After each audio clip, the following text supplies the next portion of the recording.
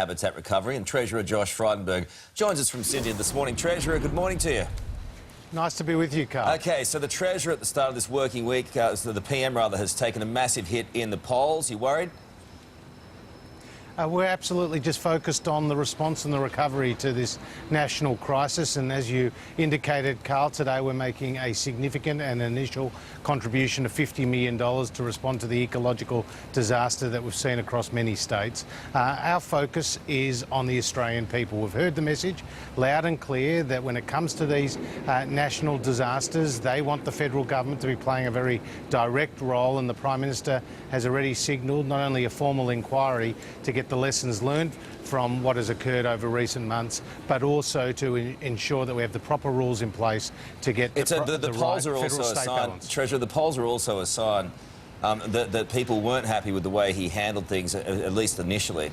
And so that's got to be a concern for you. Well, you saw the Prime Minister yesterday in the interview make the point that if he had known now what he knew then, he would have done some different things. But the focus right now is on the response and the recovery effort. We've already got more than $40 million out to state governments for the support of local governments' efforts in response to the fires. Yesterday we made a $76 million announcement about mental health. Today we're making it about preserving our native flora and our fauna, and we've had an unprecedented call out of ADF reservists across many states, with now 2,700 reservists at work supporting the bushfire relief effort. Well, Treasurer, you were just talking there about the interview that the Prime Minister did yesterday, and in that he said that he would meet and beat emissions targets. He's now sort of moved away from that statement. Is that coming from pressure from backbenchers, those backbenchers who don't believe climate change is real? Well, we never moved away from the statement that we'll meet and beat our targets. Australia has actually been performing well in reducing our emissions compared to many other countries. We set ourselves the goal of reducing our emissions by 26 to 28% by 2030 on the levels that they were in 2005. Now we're about 13%, 12.8 to be exact, percent down on those 2005 levels, whereas New Zealand, China, India have in that time seen their emissions go up. Our focus is on technology, our focus is on getting the balance right, our focus is on preserving jobs across the economy while understanding the importance of having a smaller carbon footprint as a nation. But Ali's right, though. It's the pressure within your own party. I mean, if you could bite the bullet and reduce emissions beyond your targets, I don't think it'd be that difficult for you to do it, but you're worried about your backbench, you're worried about survival.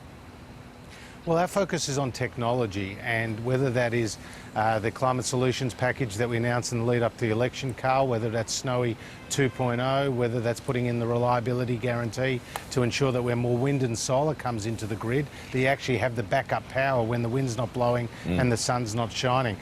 You know, these are a very delicate balance. It involves engineering, economics, but of course the science, and we accept the science. We understand the importance of climate change. Climate change is real, but we've got to make sure that the transition is done in a very sensible, balanced way. But is there an issue for you within the party when you do have members who don't feel the same way that you do about climate change?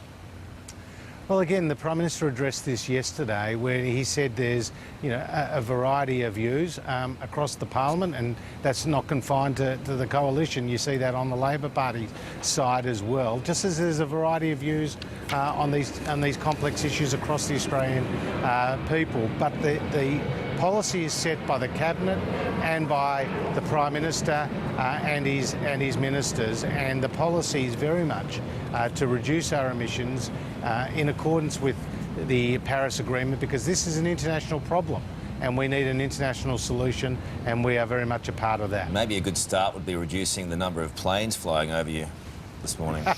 Well, it's a flight path. We're here at the airport, Karl. Working hard, working hard. Tell us about this 50 million wildlife. It's a good start. Is it enough? Is it even going to touch the sides? Oh, look, it's going to make a significant difference. 25 million of that, Karl, is going to emergency recovery fund, and that money will be focused on how do we boost the recovery effort, how do we prioritise the various projects, how do we map the damages that has been done, how do we control the predators. And we have a Threatened Species Commissioner, Dr Sally Box, who'll be working with the CSIRO, working with our zoos, working with our leading universities. And then we've got another $25 million, which is actually going to volunteer groups, Conservation Volunteers Australia, Greening Australia, to the zoos who are doing so much to help the wildlife that has been damaged in these devastating bushfires, which have been a true ecological disaster. Always good to talk to you, Treasurer. Thanks for joining us on a Monday morning. Good to be with you both. OK, let us know.